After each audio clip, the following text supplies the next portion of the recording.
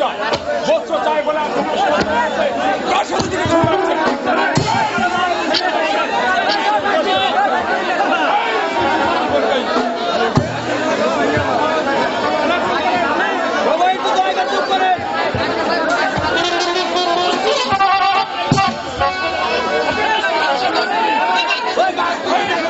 Stage মাউথপিসটা দিয়ে দেন, FM মাউথপিসটা দিয়ে দেন সাথে।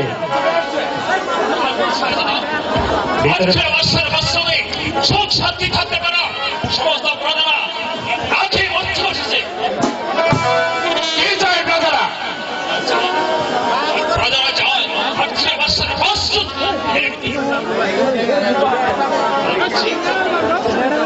18 বছর বস্তুতে বসতে আমাদেরকে লক্ষ্য করতে হবে। আমি সেই শুরু করা হয়ে গেছি উজির সাহেব। ভাবছেন ভাইদের হাতে রাজ্য মান করে দিয়ে আমার ভালো বন্ধু আমার ভাইদের হাতে তুলে দিয়ে গেলেন। আর রাজ ক্ষমতা ভাইজান আমার ব্যক্তি স্বাধীনতা মেনে নিচ্ছেন না, স্বাধীনভাবে পুলিশ করতেও দিচ্ছেন না। বলে কিনা তার অনুমতি নিয়ে আমাকে সাক্ষাৎ করতে হবে, কিন্তু আমি তা মেনে নিতে মুঠেও রাজি নয়। এতদিন ভাইজান মাস্টার বসে রাজ্য পরিচালনা করেছে, এবার আমি আমার পিতা রাজ্য পরিচালনা করতে চাই। জানি ভাইজান সহজ আমার হাতে রাজ্য ভাগ করে দেবেন না, তাই জোর করে নিতে হবে। শাহজাহান প্রজাদের সান্ত্বনা দিতে হবে। এই অগ্রগতির অস্ত্রে আপনাকেই বসতে হবে শাহজাহান। এ ব্যাপারে আমি চাই আপনার সাহায্য। আমি সর্বস্ব আপনাকে সাহায্য করবো শাহজাহান, কিন্তু এর বিনিময়ে আমি আপনাকে আমাদের অধিষ্ঠ কন্ট্রোল করে শাসন আপনাকে অসংখ্য ধন্যবাদ শাহজাহান। এবার আমি এই সময় আপনার মনকে এমন ভাবে বিষয় দেব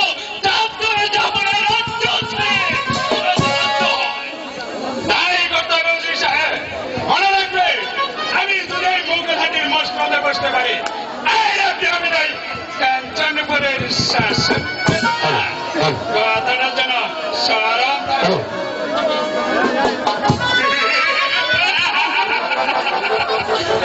সিকান্দর শাহ। এতদিন আমি তোমার গোলামি করেছি, আর এবার এমন চাল চালবো যাতে তুমি হবে পথের ভিখারি আর আমি হবে কাঞ্চনপুরের শাসনকর্তা।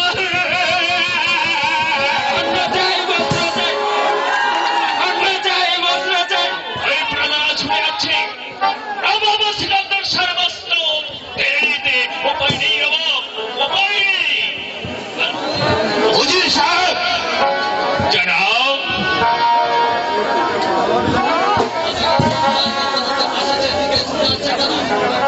হারাচ্ছি আপনার বস্ত্র কেড়ে নিতে। আমার বস্ত্র চ্যুত করতে চাই কেন? আমি তো প্রজাদের কোনদিন অমঙ্গল চিন্তা করিনি। তবে তবে কেন আমার বস্ত্র কেড়ে নিতে চান? প্রজারা বলছে আপনি নিঃসন্তান, আপনি নাকি আটঘরে রাজা। উজির সাহেব, আমার সামনে দাঁড়িয়ে আপনি কথা বলতে পারলেন? আজ আর না বলে পারছি না জানাব। রাজ্যে একটা হাঙ্গামার সৃষ্টি তৈরি হয়ে যাও, আমি তা চাই না। ও খোদা,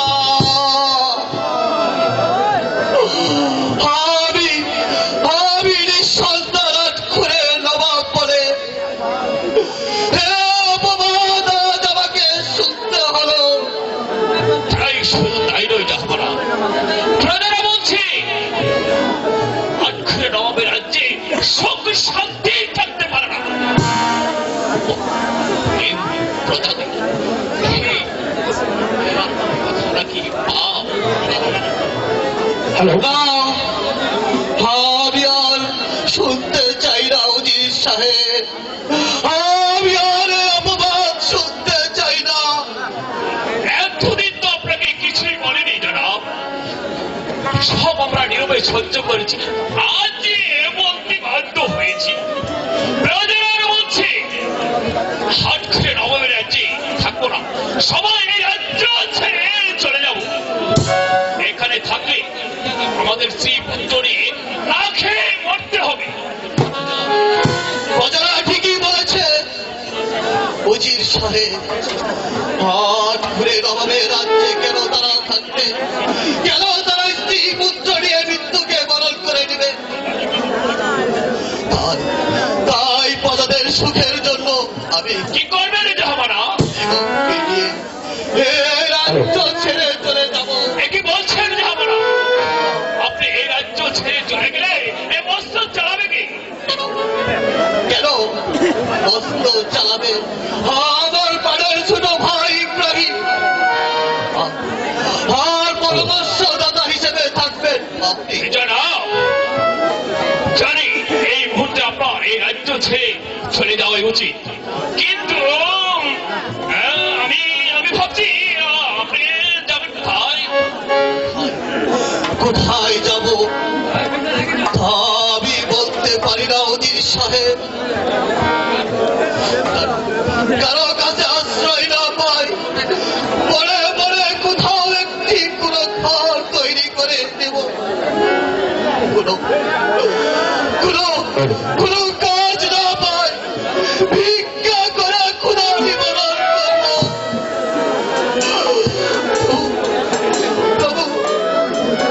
যে প্রজাদের সুখের জন্য আমার চোখের ঘুম নষ্ট করেছি,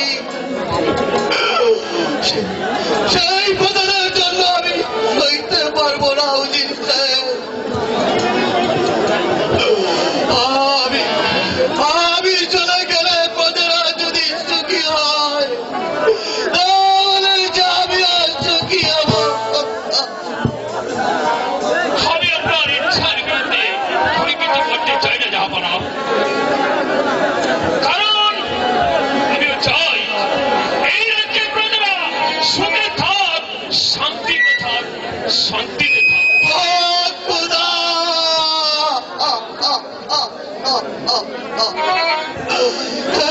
কি তোমার খেলা!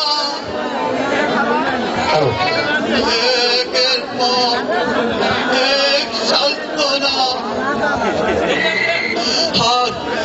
আর আমি রাজসজ্জার বাড়ি হয়ে পেলাম না একটি সান্ত্বনা।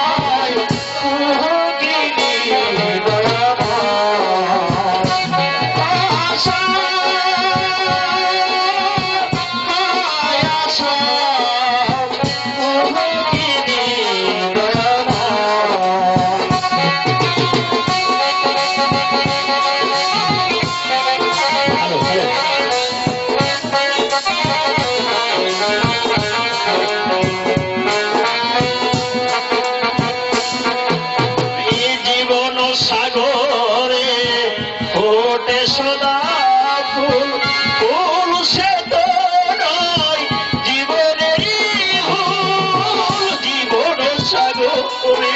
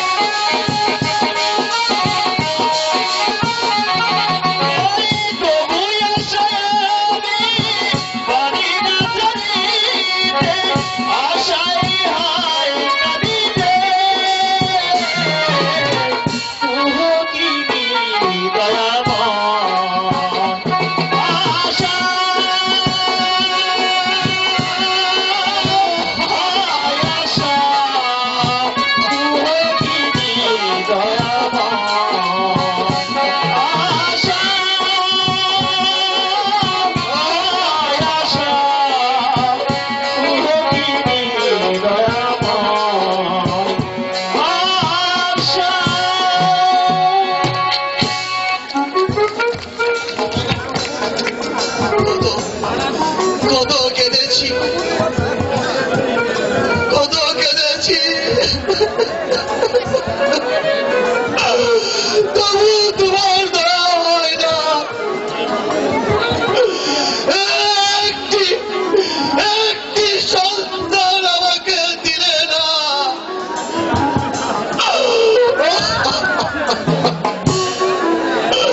তাই তাই তাই আমি এই রাজ্য ছেড়ে চলে যেতে পারতাম। বেগম, বেগম, তোমাকে নিয়ে এই রাজ্য ছেড়ে চলে যাব বেগম। কোথায় কোথায় যাবেন দাদা? তোমাকে নিয়ে এই রাজ্য ছেড়ে চলে যাব। দাদা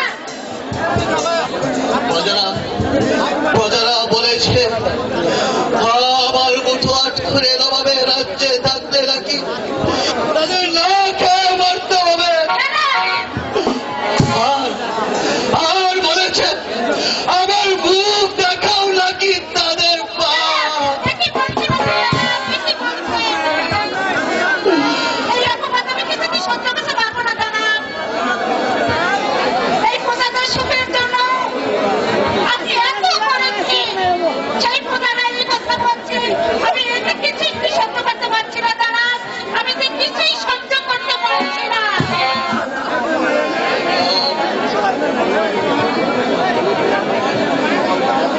আমার জন্য দুঃখ করবেন না দাদা। কি করবো বলুন? একটি সন্তানের জন্য পাঠশালা করে উদ্ধার করছি। তা আমাকে না ধন্য লাগে।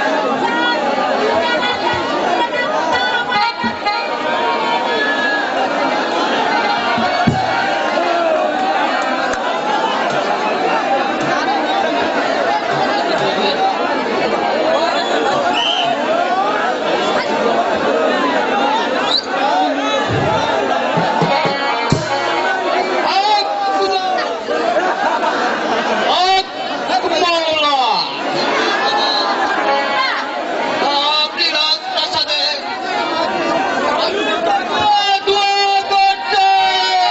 প্রাসাদে এসেছি।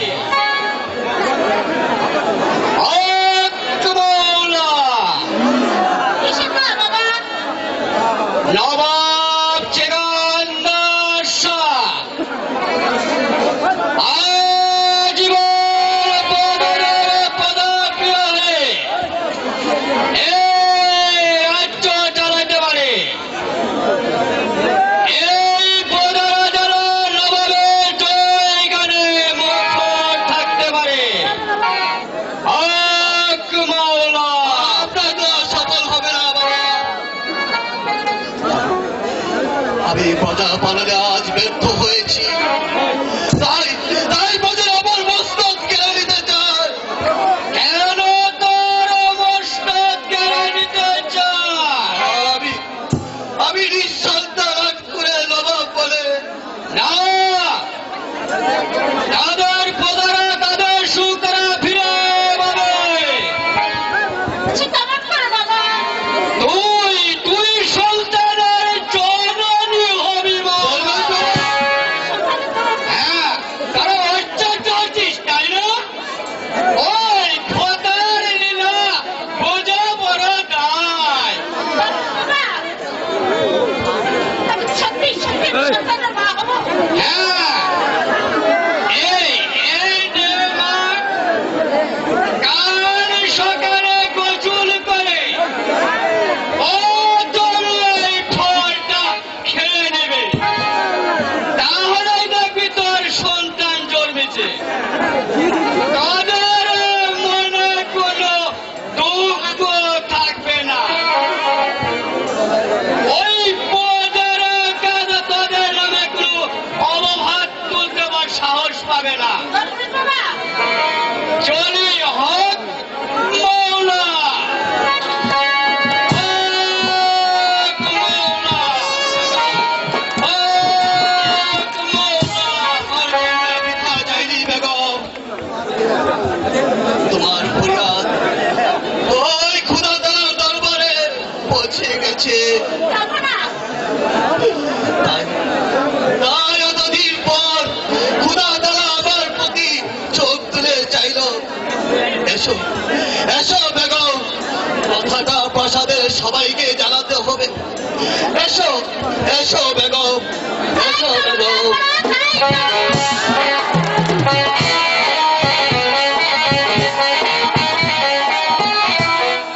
এই তুমি সরকারে বিধা হতে যাচ্ছ। দাদারা কেউ তোমার বৈষ্ণবতা নিতে চাইবে না, সবাই তোমার বৈষ্ণবতা মেনে নেবে, কিন্তু আমি আর তোমাকে নামি করতে দেবো না। এই মুহূর্তে তোমার সবার তোমার বসেছে, চিরদিনের জন্য তোমাকে দুনিয়া থেকে বিদায় করে দেওয়া।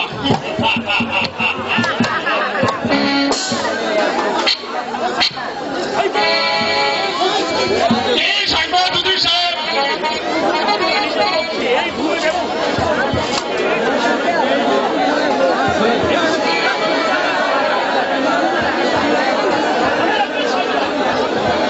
নবাবকে যদি হত্যা করতে না পারে মসজিদ কোনদিন জানিয়ে উদ্দিন সাহেব, আর জানি মানে নবাবকে হত্যা করতে এই তলোয়ার হাতে তুলে নিয়েছি। আমার ভাই বোন আমি করবো না তাকে, কারণ এই মুঘল হাতি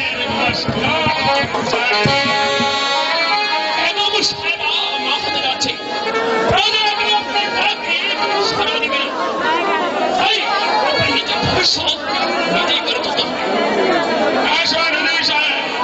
দুজনের দাবি করবেন, দুজনের উপর আপনি হত্যা করবেন বেগম সাহেবাকে।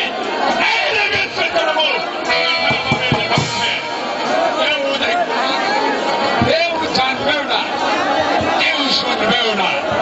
তাইবার আমাদের এগিয়ে যাওয়ার পথ একদম পরিষ্কার।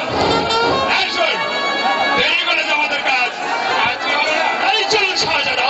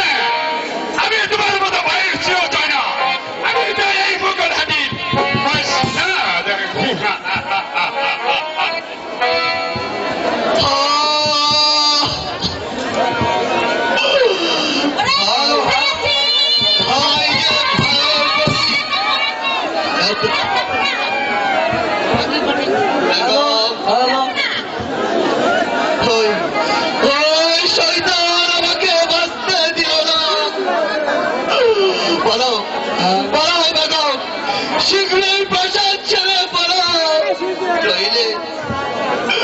নইলে আমার মতো তোমাকেও জীবন দিতে হবে।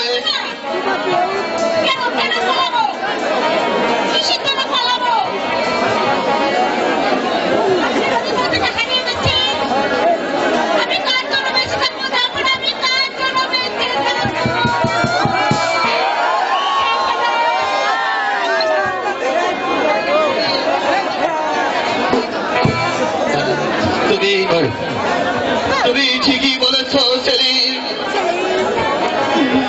তুমি বেগমকে রক্ষা করো, নইলে শয়তান ইব্রাহিম